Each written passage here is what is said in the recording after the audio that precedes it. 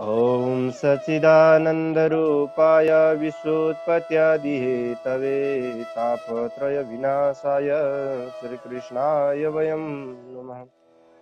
गुरुर्ब्रह्मा गुरुर्विष्णु गुरुर्देव महेश्वर गुरुर्साक्षात् परब्रह्म तस्मै श्रीगुरवे नमः।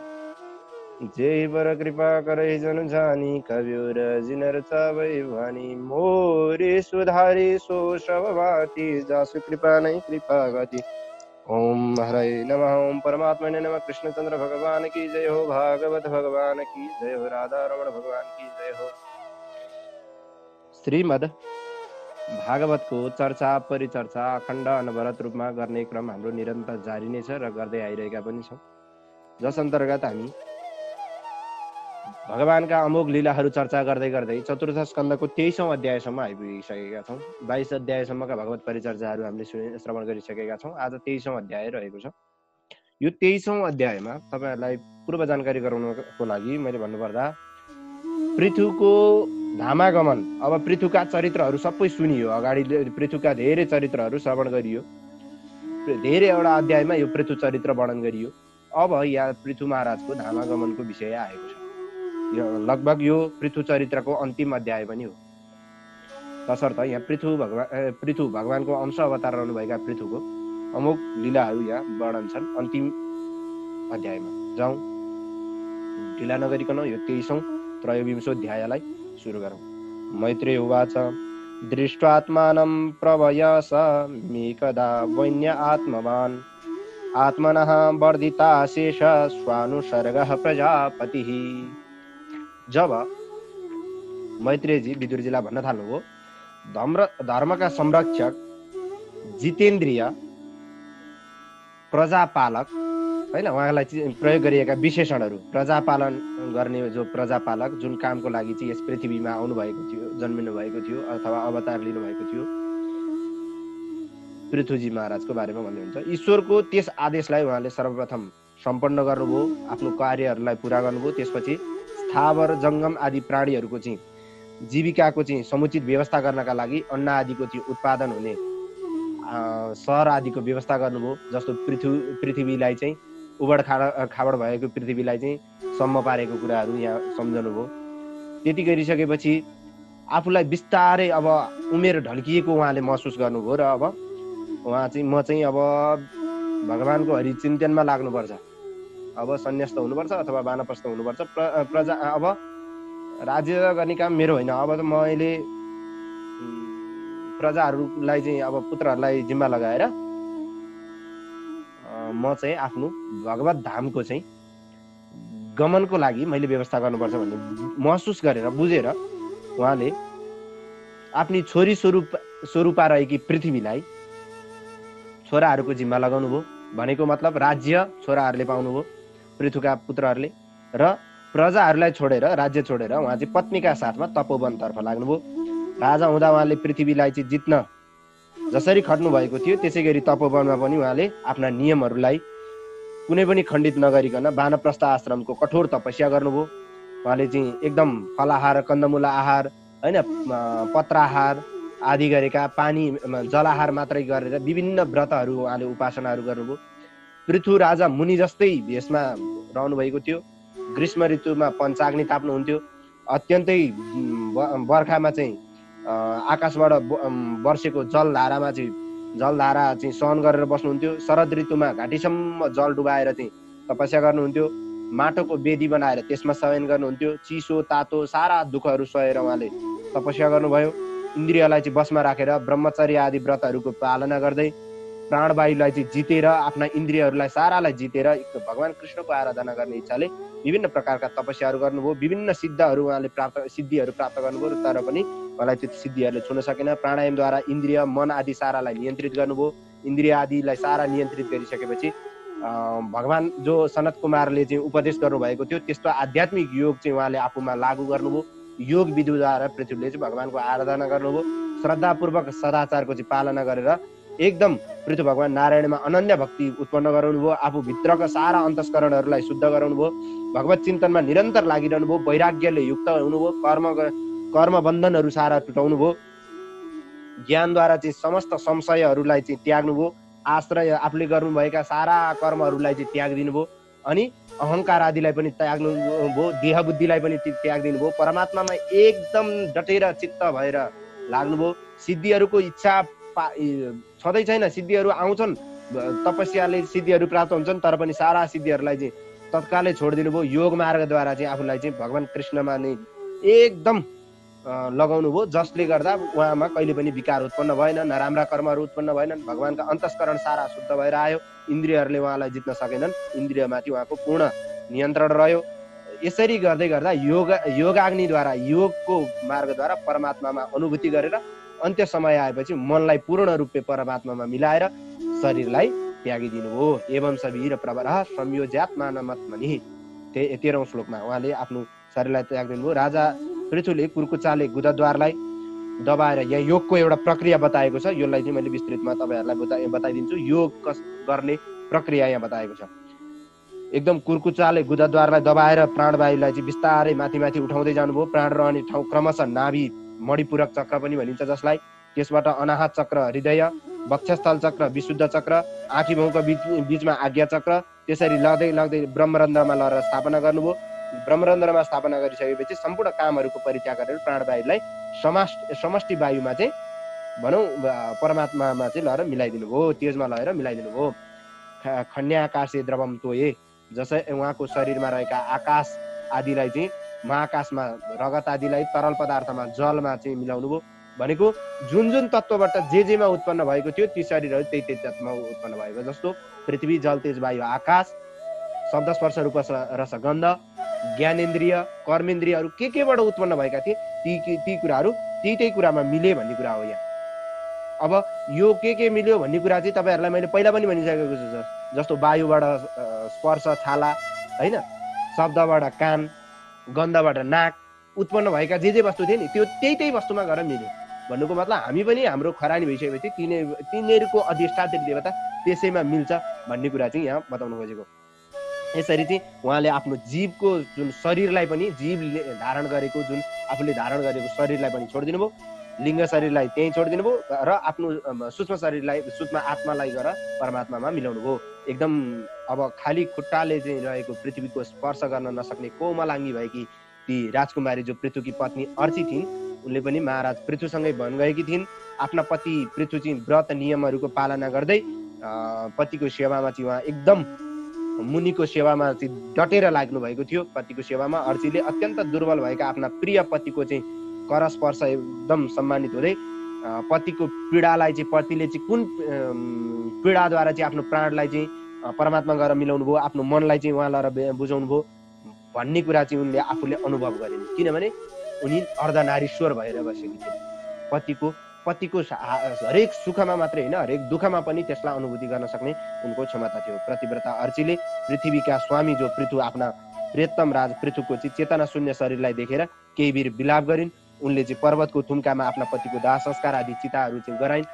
अब तपाईँहरूलाई यहाँ एउटा कन्फ्युज हुनुपर्ने कुरा आएको हुनुपर्ने हो। तपाईँलाई कतिको लागेन, मलाई चाहिँ लाग्छ जस्तो पृथ्वीको सबै शब्द, स्पर्श, रूप, रस, गन्ध आदि होइन, नाक, कान, घाँटी, छाला होइन, शब्द, गन्ध आदि गरेका सारा गर चाहिँ मिले, जेबाट आएको त्यहीमा मिले भनेको छ। फेरि यहाँ आएर अर्चीले शरीर डढाइन्, शरीरलाई चाहिँ देह संस्कार गरिन् भनेको छ। त्यो के भन्या होला त भन्दा, हामीले पहिला पढ्दाखेरि पहिलाका अध्यायहरूमा सबै इन्द्रिय आदि बनिसकेपछि त्यसका अधिष्ठात्री देवता त्यसमा रहेपछि मात्रै त्यसको काम गर्छ। जस्तो नाकको गन्धको, नाक बनिसकेपछि नाकका अधिष्ठात्री देवता आएर नाकमा रहेपछि मात्रै गन्धको अनुभव हुन्छ भनेर पढेका थिए। तपाईँहरूलाई याद छ कि छैन? विराट पुरुषको वर्णनमा नाक उत्पन्न भयो, नाक उत्पन्न भएपछि त्यसका अधिष्ठात्री देवता उत्पन्न भए, आँखा उत्पन्न भयो, आँखाका अधिष्ठात्री देवता उत्पन्न भए हो। त्यो भन्न खोजेको यहाँ अगाडि के भनेको, ती अधिष्ठात्री देवताहरू तिनीहरू तत्त्वमा गएर मिले र बाँकी रह्यो अब के, यो स्थूल रूप शरीरका अधिष्ठात्री देवताले छोडेको नाक, जसले सुन्ने काम गर्दैन, अब कान, जसले सुन्न सक्दैन, भनेको शरीर, बडी जुन शरीर छ त्यसले चाहिँ प्राण छोडिसकेपछि कति घन्टापछि यसले काम गर्दैन भन्छन् डाक्टरहरूले पनि। अहिले डाक्टरहरूले पनि जस्तो आँखाले 24 घन्टाभित्र चाहिँ मरेको मान्छेको 24 घन्टाभित्र आँखा निकाल्यो भने त्यसले काम गर्छ, 24 घन्टापछि त्यो आँखा पनि मर्छ। आँखा 24 घण्टापछि मर्छ भन्नुको मतलब के हो? प्राणले शरीरलाई छोडिसकेपछि 24 घण्टापछि अधिष्ठात्री आँखाको नेत्रको अधिष्ठात्री देवताले पनि शरीरलाई छोड्ने रहेछ। यो तत्त्व बुझाउन खोजेको वैज्ञानिक तत्त्व हो यो, एकदम विज्ञान सम्मत छ यो, यसलाई बुझ्नुपर्छ। अनि त्यो छोडिसकेपछि ती सारा अधिष्ठात्री देवताहरू आफ्नो यथास्थान गइसकेपछि अनि मात्रै अर्चीले पृथुको यो बाँकी रहेको शरीरलाई डढाएकी हुन्। यो कुरा बुझ्नुपर्छ। यहाँ फेरि भ्रम पैदा गर्नु हुँदैन, भ्रममा पर्नु हुँदैन। यो विज्ञान सम्मत अर्थ चाहिँ त्यो हो। चिता बनाइसकेपछि अर्चीले चाहिँ नदीको जलले चाहिँ स्नान गरिन्, त्यसपछि आफ्नो पृथुलाई चाहिँ जलाञ्जली दिइन्। जलाञ्जली आदि दिइसकेपछि देवताहरूलाई सारालाई सम्झिन्, आफ्ना पितृहरूलाई सम्झिन् र चितालाई 3 पटक परिक्रमा गरेर पतिको चरण स्मरण गर्दै पतिलाई चाहिँ जुन अग्नि दिन्छन् त्यही अग्निमा चाहिँ आफू पनि प्रवेश गरिन्। भन्नुको मतलब यहाँ उनी आफ्नो स्वइच्छाले सती गइन् भन्दा हुन्छ। ठ्याक्कै शब्द प्रयोग गर्नुपर्दा स्वइच्छाले, तर यहाँ कसैको करकापमा होइन, आफ्नो त्यहाँ पतिको शरणको सेवा गरेर। यहाँ हेर्नुहोस्, अब स्त्री जातिले चाहिँ दाह संस्कार गर्नु हुँदैन भन्नेको लागि यहाँ कडा जवाब छ, कडा जवाब।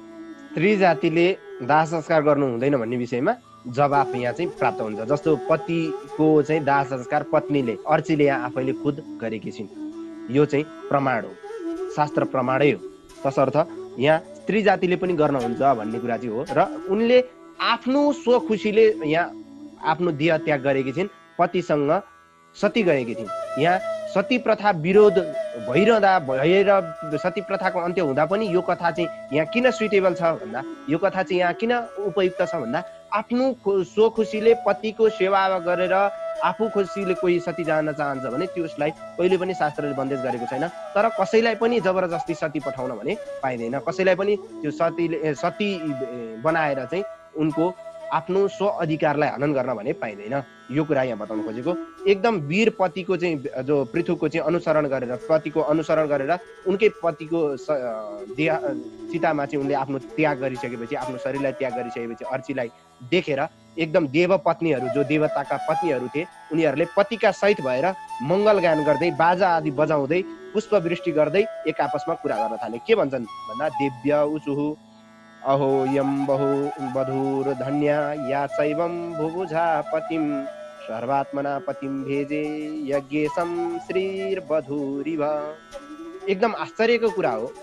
अर्ची धन्य छिन्, अर्ची जसले भगवती माता लक्ष्मीको चाहिँ अंश अवतार लिएर नारायणको अंश अवतार पृथुको अत्यन्तै मन वचन कर्मले सेवा गरिन् र अन्तिममा आफूले पनि पतिकै गतिमा प्राप्त भइन्।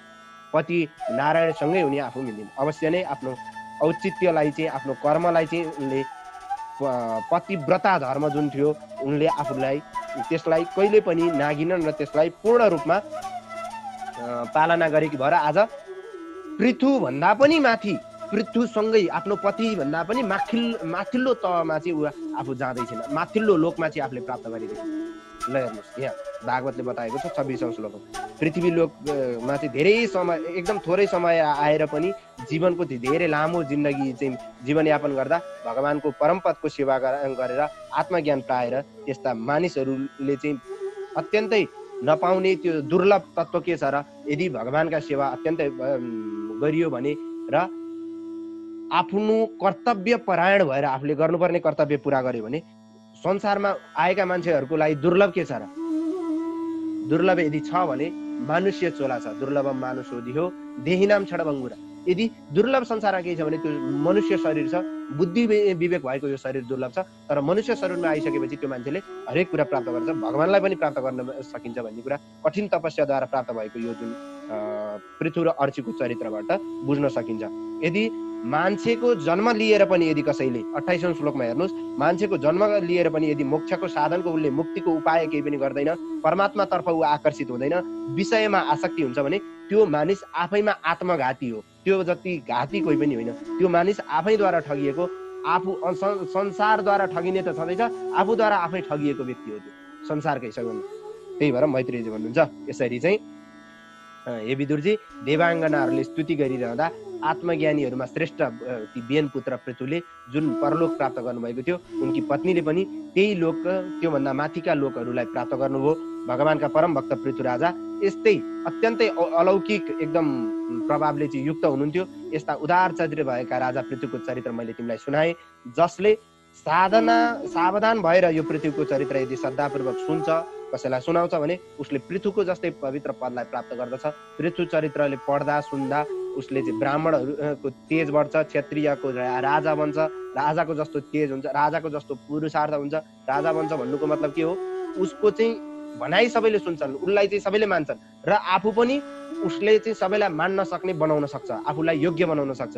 एकदम वैश्य छ भने उत्तम व्यापारी बन्छ र शूद्र छ भने असल स्वभावको बन्दछ। ऊ ब्राह्मण क्षत्रिय वैश्य शूद्र भन्नाले यहाँ जातीय विशेष नभएर, यहाँ थर विशेष नभएर, यहाँ योग्यता विशेष, कर्मको विशेष र ज्ञानको विशेष बताउन खोजिएको। यसरी जो नर या नारी जोसुकै होस्, यदि कुनै पनि वर्ण व्यवस्था जात आदिमा चाहिँ यदि रहेर पनि यदि यो पृथ्वीको चरित्र यदि श्रद्धापूर्वक सुन्छ, यदि सन्तान हिन्छ होइन, एउटा सन्तान भएर अरू सन्तान छैनन् आदि गरेका, विभिन्न धन छैन, कीर्ति छैन, मूर्ख छ भने पनि यिनीहरूको चाहिँ मूर्ख छ भने पण्डित हुने, अधनी छ भने धनी हुने होइन, कीर्ति छैन भने कीर्तिशाली हुने आदि, सन्तान हिन्छ भने सन्तान हुने फल प्राप्त गर्दछ।